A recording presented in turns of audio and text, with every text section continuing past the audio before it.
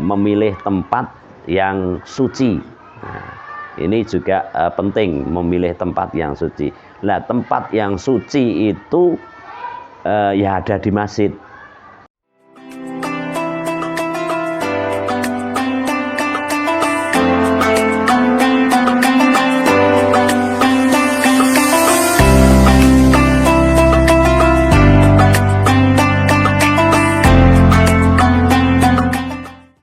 Assalamualaikum warahmatullahi wabarakatuh. Para pemirsa, Bapak Ibu sekalian yang kami hormati, alhamdulillahirabbil alamin. Pada kesempatan saat ini kita bisa bermuajahah dalam rangka menyambut bulan suci Ramadan 1443 Hijriah. Oleh karena itu, yang pertama kami mengucapkan selamat datang ahlan wa sahlan bi huduri Ramadan tahun 1443 Hijriah. Semoga kita semua diberi kesehatan, diberi hidayah oleh Allah Subhanahu wa Ta'ala, sehingga dapat melaksanakan ibadah di bulan Ramadan dengan hati yang penuh ikhlas, sehingga akan mendapatkan, bisa meningkatkan taat kita kepada Allah Subhanahu wa Ta'ala. Untuk selanjutnya, pada kesempatan kali ini kami akan berbincang tentang tuntunan sholat Idul Fitri, yang mana setiap tahun kita akan melaksanakannya. Seperti sholat-sholat sebelum kita pandemi, karena di waktu pandemi kita melaksanakan sholat Idul Fitri ini tidak seperti sebelum-sebelumnya. Ada yang sholat sekeluarga, ada yang sholat sendiri dan sebagainya. Oleh karena itu perlu kita sampaikan di sini bahwa setelah kita melaksanakan puasa di bulan Ramadan ini dengan penuh ikhlas sampai selesai 30 hari, bahkan ada yang 29 hari. Lalu setelah kita mendapatkan idkun minan nar di bulan Ramadan, karena melaksanakan ibadah-ibadah di bulan Ramadan, kita disunatkan kemudian melaksanakan sholat Idul Fitri. Adapun sholat Idul Fitri ini hukumnya adalah sunnah muakkad. Jadi apabila ada halangan tidak melaksanakan, ini tidak masalah. Namun biasanya ini sholat Idul Fitri ini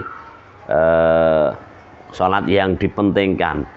Orang-orang yang biasanya tidak melaksanakan sholat sholat 5 waktu, ini kadang-kadang malah mementingkan sholat Idul Fitri ini. Nah, yang perlu kita sampaikan bahwa sholat Idul Fitri ini pertama hukumnya sunat muakkad, kemudian tata caranya itu sama seperti sholat seperti biasa, sholat 5 waktu. Hanya saja sholat Idul Fitri ini ada perbedaan sedikit, yaitu di dalam takbir. Para pemirsa yang berbahagia, sebagaimana sholat-sholat biasa, sholat Idul Fitri ini dilakukan dengan syarat dan rukunnya. Namun sebelum melaksanakan sholat Idul Fitri ini tentunya ada beberapa hal yang kita harus kita lakukan. Misalnya seperti menunaikan zakat. Nah ini kalau menunaikan zakat ini hukumnya wajib. Kemudian selain itu juga sebelum sholat Idul Fitri, setelah kita menyelesaikan puasa Ramadan, kita semalam suntuk dan sampai nanti dimulai sholat Idul Fitri kita disunatkan untuk mengucapkan takbir, tahmid, tasbih dan sebagainya.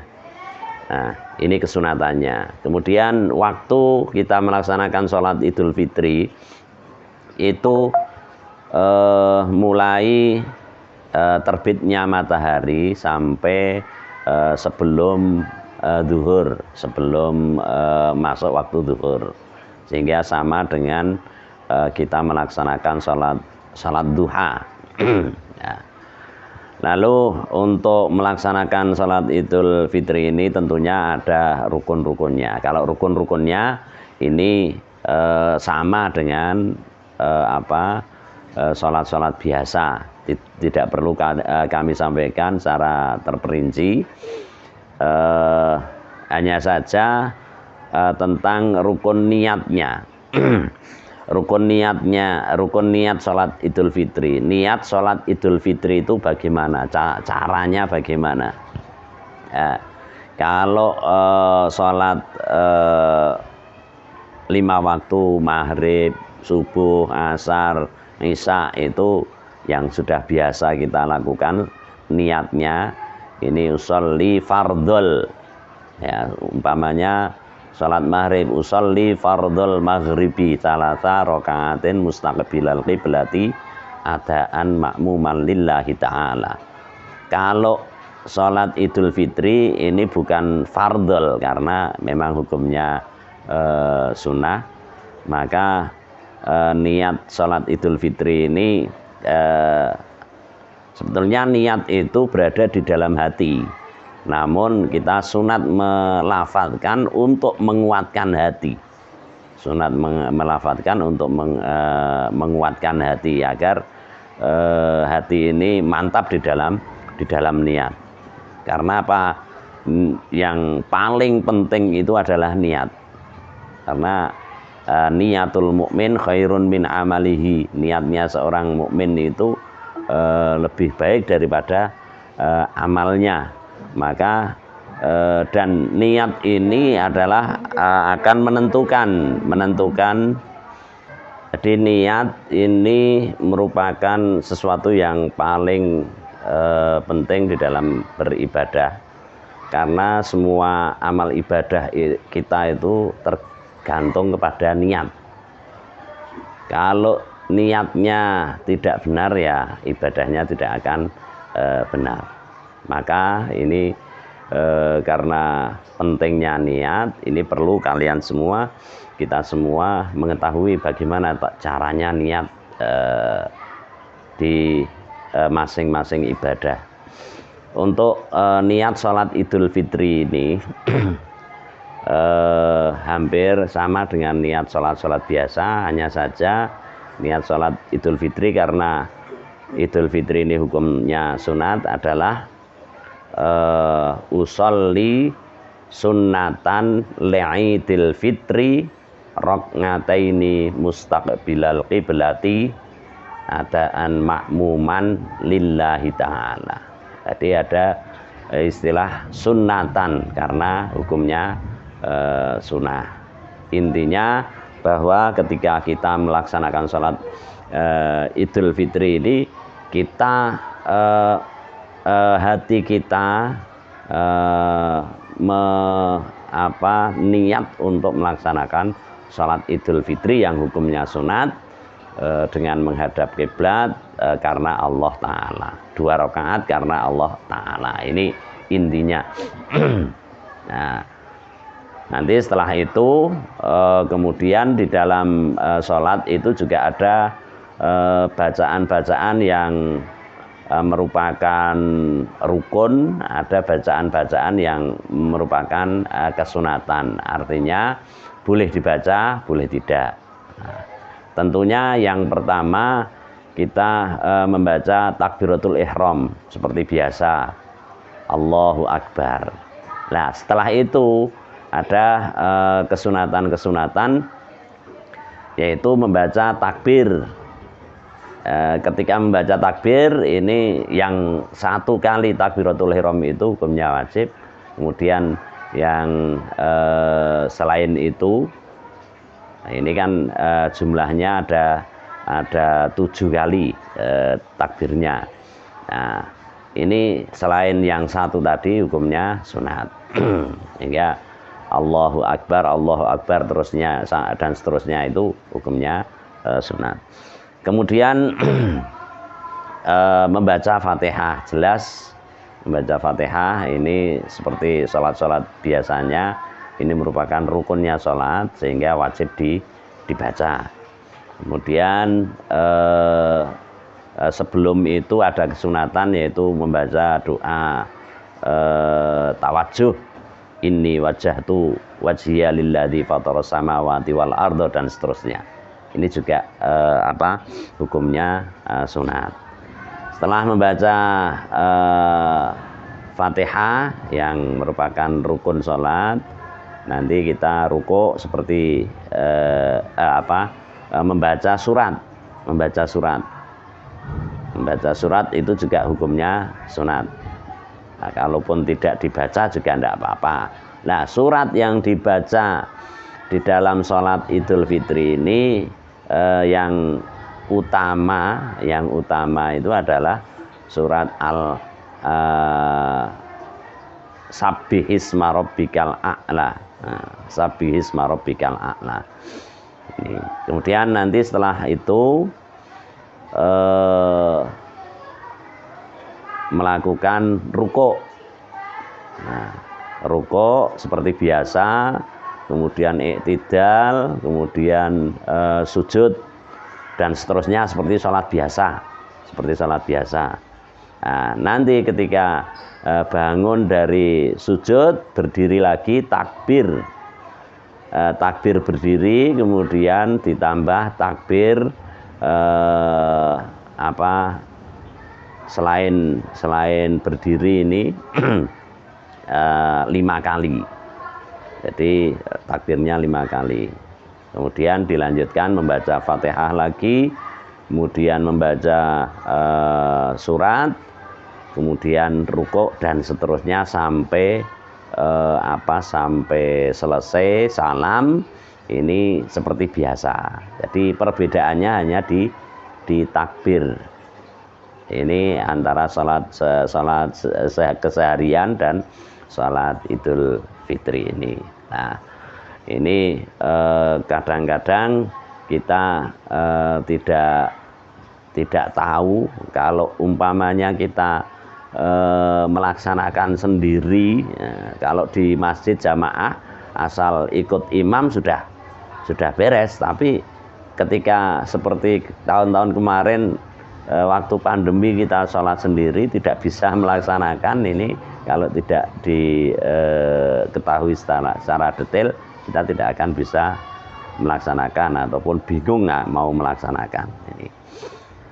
Untuk itu kami mengajak kepada seluruh kaum muslimin muslimat untuk melaksanakan sholat Idul Fitri ini dengan sebaik-baiknya, memilih tempat yang suci. Nah, ini juga penting, memilih tempat yang suci. Nah, tempat yang suci itu ya ada di masjid. Kalau kita melaksanakan tempat di jalan umpamanya atau di lapangan, nah ini banyak sekali najisnya, sehingga kita mungkin terkena najis, padahal itu najis bersih atau suci dari najis ini merupakan syarat daripada sholat. Sehingga ketika kita melaksanakan sholat ini ya harus memilih tempat yang suci, yaitu di masjid ataupun di musola. Ini sebaiknya. Nah, untuk itu kami mengajak kepada seluruh umat Islam untuk melaksanakan sholat Id ini dengan khusyuk, sehingga kita dapat mendapatkan hasil daripada kekhusyukan kita. Ini akan mendapatkan tambah ketakwaan kita kepada Allah Subhanahu wa taala. Di samping kita melaksanakan ibadah puasa di bulan Ramadan ini juga akan mendapatkan tambahan ketakwaan kita pada Allah. Kemudian nanti setelah itu melaksanakan sholat Id dan dilanjutkan untuk silaturahim kepada sanak saudara, memaafkan jika ada kesalahan kepada saudara. Ini tentunya kita memohon maaf kepada saudara, sehingga nanti kita hubungan dengan Allah dan hubungan dengan sesama ini kita sudah bersih, suci, sehingga kita menjadi kembali kepada fitrah ataupun suci. Mungkin demikian yang dapat saya sampaikan, sedikit ringkas, semoga ada manfaatnya. Kurang lebihnya mohon maaf. Saya akhiri, wabillahi taufiq wal hidayah. Wassalamualaikum warahmatullahi wabarakatuh.